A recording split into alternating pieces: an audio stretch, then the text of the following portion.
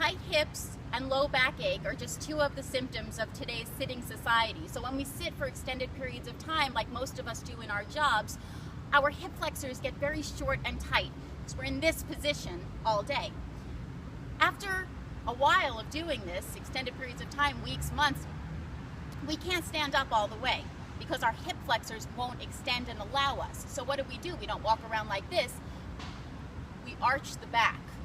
And now we're putting a cinching and compression on the back, on those poor discs, spinal nerves, which gives us all kinds of back problems, can start radiating down the leg, and you've got discomfort in the hips and the pelvis, all of those things that end up developing into chronic disorders over time.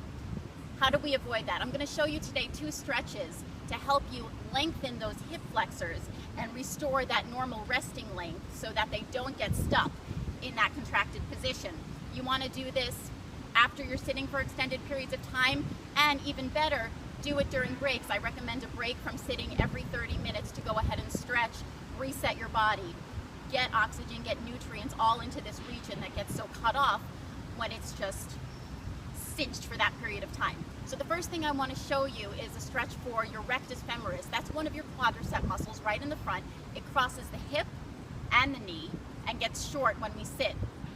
So I'm just going to show on one side just for demonstration's sake. Obviously you'll do it on both sides, and if there's one side that's tighter than the other, concentrate on that, spend a little more time in that stretch.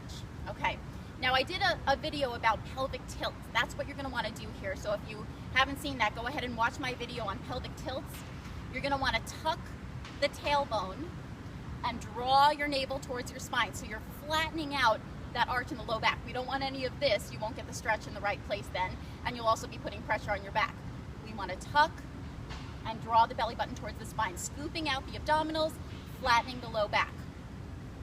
You're going to lift one foot. You can hold on to something for balance here if you like, and bring the knee so that it's in line with your other knee. You can put one hand out for balance. The most important thing though is drop that tailbone, and what you should be feeling is a stretch right here in the front of the thigh, okay? No pressure on the knee. If you're feeling pressure on the knee, back off. It might be too much, or you're not in the right position. Now, some people are so short in the hip flexors you can't reach your foot. That's no problem. Grab a strap, a bathrobe belt, whatever you can. If you have a TheraBand, that's great.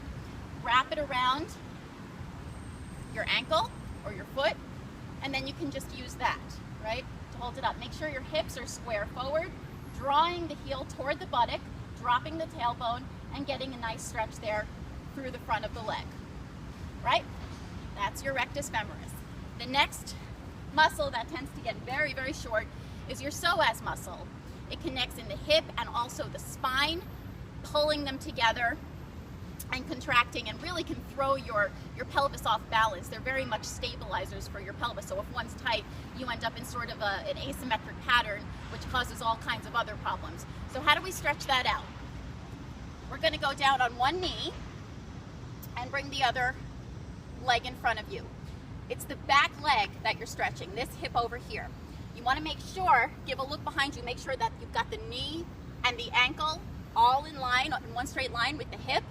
Same thing in the front. You want the hip, knee, and ankle all in front, so that when you bend your knee, it's going right over the second and third toe. You should still be able to see your big toe when you bend the knee over, okay? Square your hips, and again, drop your tailbone and bring your belly button towards your spine.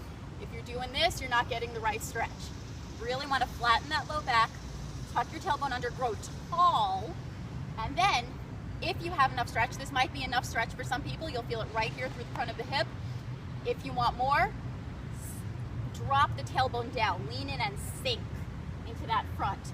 Now, if your knee starts to go over your toes and you need some more room to stretch, if you're more flexible, just walk your foot out in front of you and go ahead and drop down and sink, making sure that knee is going over the second and third toe. It's not coming in, it's not going out, because that'll put a lot of stress on the knee if it's not in alignment.